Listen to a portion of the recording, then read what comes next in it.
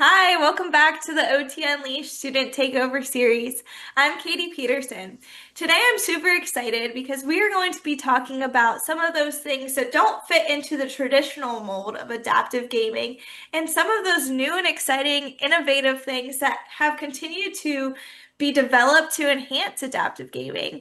I'm so excited, Erik, to kind of start that conversation with you and really talk about, some of those things that you have found that have, not necessarily fit into these molds, but Yeah, have really helped you and shown that innovation when it comes to adaptive yeah. gaming. I mean, this is gonna be a fun one because today we're actually gonna do an unboxing of a brand new product that came out recently that is available to lower extremity gamers, and I haven't even looked at it yet. So this will be something where we put our hands on for the very first time. Um, But before we do that, like if I think about it, if I like rewind the clock, when I was first doing adaptive gaming in general, the very first thing that I did, because there weren't a lot of adaptive controllers out there, was I looked at what available controllers there were. And so of course there were like things like the Wii Motes, and they were different types of controllers. It wasn't like your typical Xbox controller, right?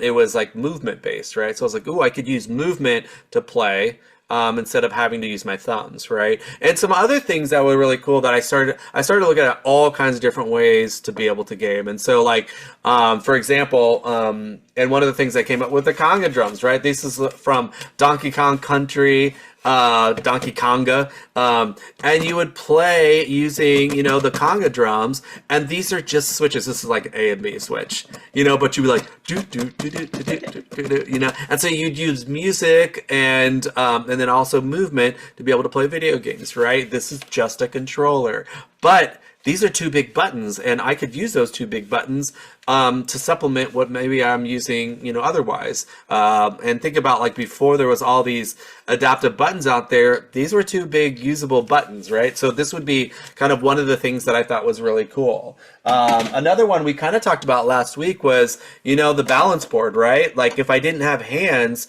I could still play video games, maybe just using like the Segway on like Wii Sports Resort, or maybe I could do yoga with it, like without using my hands. I could sit and do yoga. I could do bounce. I could go across like a rope and do like tightrope walking or whatever. But I could use the balance boards for a lot of different things too. That's a controller. It's buttons. It's movement. It's proprioceptive feedback. So many things that I can do, using that board. And then another one, like another fun one that I kind of came up with. Well, first of all, like a lot of people know like Dance Dance Revolution, and they came up with a lot of dancing games, which has a lot of switches, right? It's basically up, down, left, right, and then you have your corners and like your middle. So those are just buttons, those are just switches, so those are options for adaptive gaming. And of course they have other ones like this. Like this is a controller, right? This is a controller that you can play with the PlayStation. It's Tony Hawk's skateboard, right? And again, proprioceptive feedback, movement based accelerometers and whatnot. And so I could use something like that to supplement, my video games. It's not just doesn't just have to be a game itself. So, so before we get into all the like new fancy stuff, like those are some things that I always encourage people to look at. There's like, like one of my favorite games for therapeutic gaming is DJ Hero, and you use literally a turntable and a whole DJ setup, which is all very different than your traditional games. And so, so whenever we're looking at kind of non-traditional gaming, these are all options for you, like drum sets on Rock Band. Those are just four big buttons, so we'll just start with that, and then I'm excited to kind of show you a couple of the other things that we've got going there. Yeah, I mean that is really cool perspective to have too, because like, as someone who maybe isn't thinking about gaming therapeutically or is unfamiliar with gaming, you just see these things and you're like, oh, they're just trying to advertise for something cool and exciting. Like not Yeah. necessarily the fact that these are like kind of adaptive controllers, Yeah, but in yeah, some way or yeah, another, which yeah, for sure. it's really cool to kind of see Yeah, how, some of these things don't fit the traditional mold of, an Xbox or a PlayStation controller, or even the Wii got kind of normalized as well. yeah, But these like enhanced gaming in a different way that yeah, maybe the manufacturers weren't necessarily thinking would yeah. be used for It's therapy true one day, universal design. Yeah, but it's really yeah, cool how it's always been innovative yeah, and it's yeah, continuing to just get more and more technologically advanced yeah, and yeah, savvy, and just there's some really exciting things. So yeah, what kind of new adaptive yeah, gaming tools yeah, or gaming tools are out there that you're yeah. most excited about? Yeah, well, one of them, okay, so one of the hardest things for me would, okay, so if I have a single arm, single hand amputation, like there's so many things that I can do. So I'm not like, if I see somebody that's only got one hand, I was like, oh yeah, we could do 1,000 different things to help you game. Even a bilateral upper extremity amputee, I was like, I could still do a lot of things. We can figure out different ways. Because also they usually have control over their feet and their legs, and those are a bunch of switches and buttons and possible joysticks and all that stuff. And so we have like a lot of different things like that. But the hardest ones to work with are high spinal cord injuries. I do a camp every year called Empower Spinal Cord Injury, and they do a kids camp every year where they do this same where they let me do an adaptive gaming clinic for a lot of those kind of the teen camp.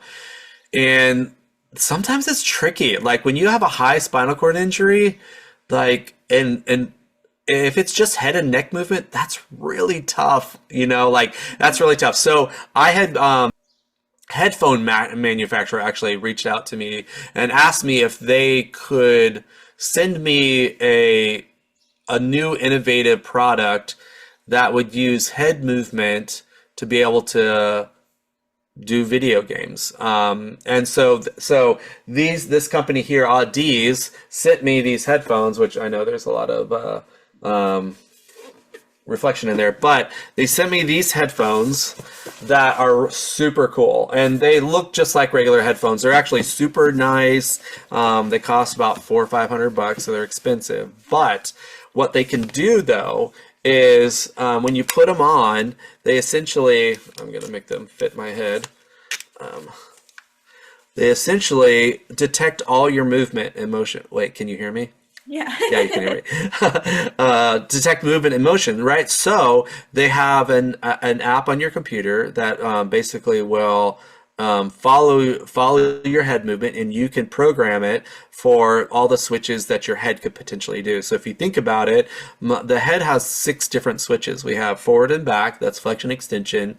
We have rotation, right? That's 3 and 4, and then we have lateral movements, right? 5 and 6. So we have 6 movements, 6 switches on the head that we could use. And if you think about my evaluation tool, we talk about these 6 movements, right? So think about a spinal cord injury client who wants to have be able to play. These are 6 switches all of a sudden.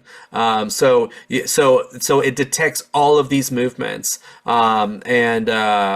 and it's just such a beautiful thing. So like as I'm programming my game, as I'm kind of setting up a profile, I have these movements to be able to tap into, and this is huge, right? This is huge, like literal game changer when you're looking at spinal cord injury clients. Yeah. But these are the Audeze Mobius headphones, and these are actually a few years old. I'm sure there are new ones out there, but this would be something that I would certainly try to tap into to be able to play if I could. So, That's a so that's huge a game changer. I mean, if you think about how we would have to set it up previously with like a mount or that headpiece that has the yeah, two right here, but that doesn't yeah, even, give you flexion extension. That just gives you you know? Yeah, just a couple switches and yeah, like two buttons or something. So Yeah. So that's super, super exciting. Super yeah. cool. Yeah, Innovative. it's super cool. I'm like so jazzed about that, and that one was really cool to be able to play with. And I have some video of how that works that maybe we can pop on here Yeah. and kind of show in real time what that looks like. So we'll try to do that. So this is the big one that I wanted to reveal today. This is called the Glydr, Glydr, I believe, and the Glydr is all foot controlled adaptive controller, and we're gonna unbox it today just so that you guys can see it in real time, and I'll try to describe it for our people listening, but I have it in its packaging, so don't look at my address up here, but people can't see it anyway, it's okay. But as I'm opening it, let's take a look here. All right, so we'll move this guy out of the way. So it comes with a bunch of components already. Get my mic out of the way. I think you can still hear me okay. All right. So it's got instructions right off the bat, which is nice. I hate when you have to dig for instructions, but this is kind of what it looks like, and we're going to pull it out of the box here in a second. But it automatically has exactly what you need. It's not hard to get out of the box. You have to open the tape, obviously, but it comes with the cable that you connect with, and then here's the product itself. So let's take a look at it.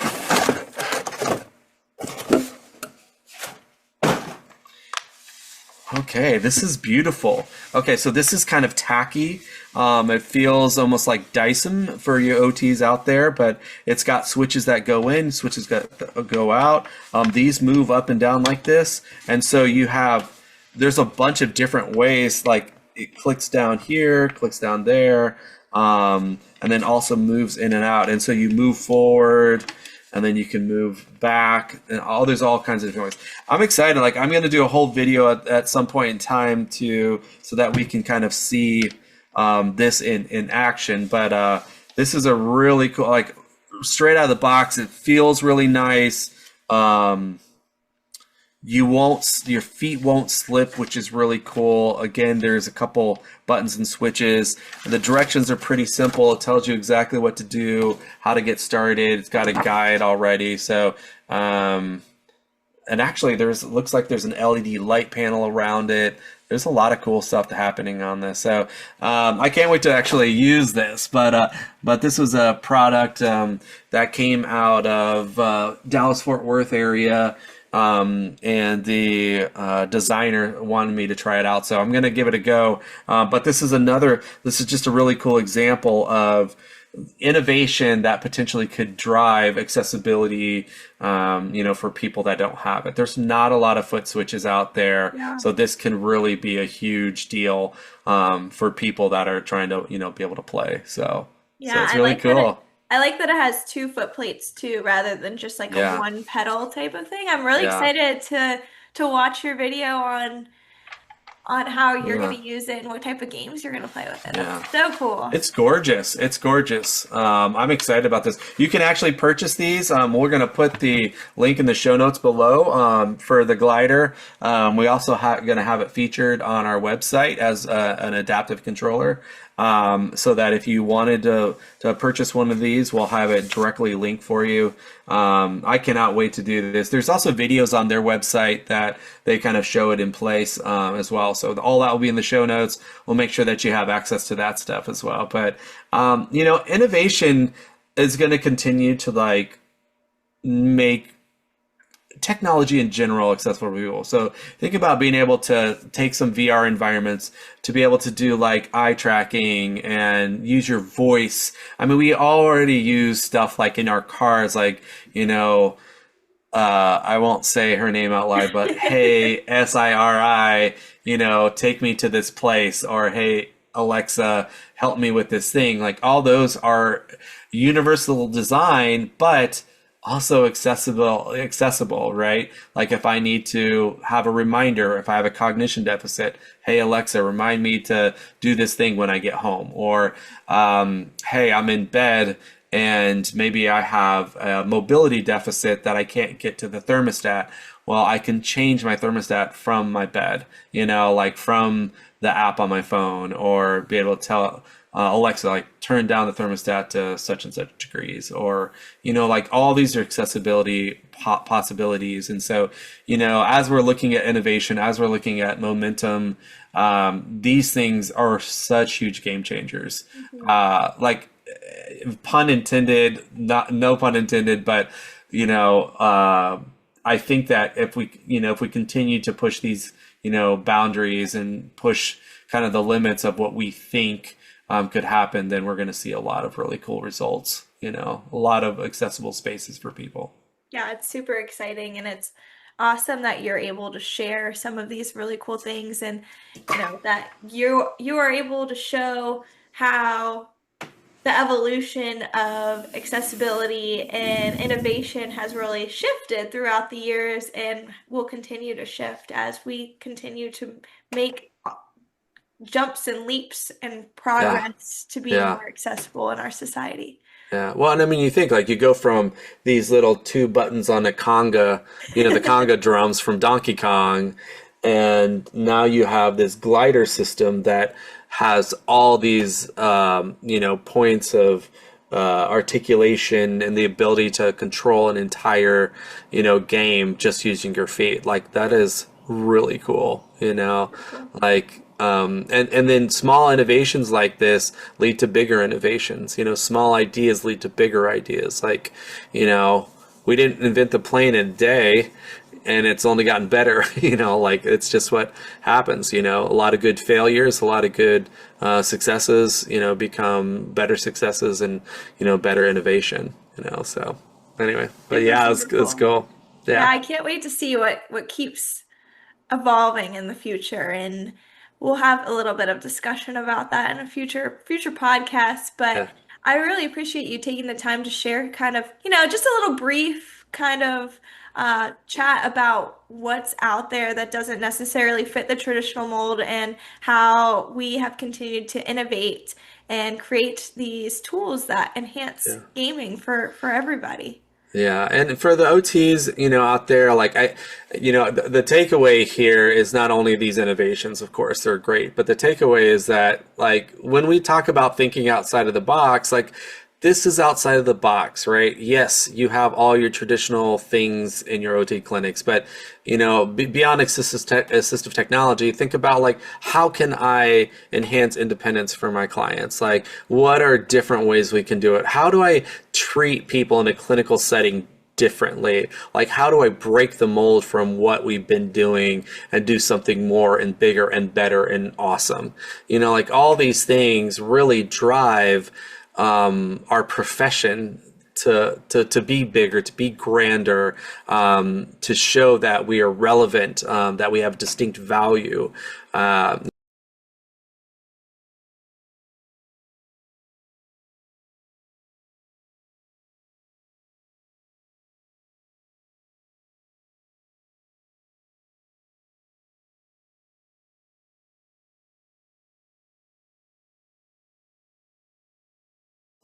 the longer that we stay in these spaces that say we have to be this, the harder time we're going to have kind of moving forward, in a space that is respected and seen as high value, And so I just want to encourage you, if you're listening out there, like continue to innovate, continue to engage, and find these different ways to do that stuff.